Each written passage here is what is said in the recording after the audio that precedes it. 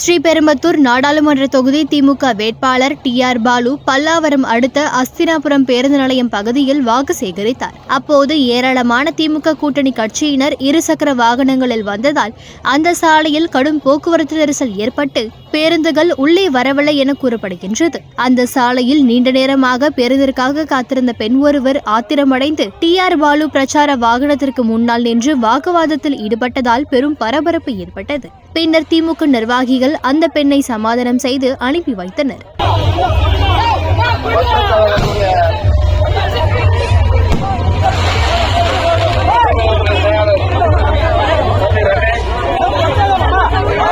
மாமன்ற உறுப்பினர்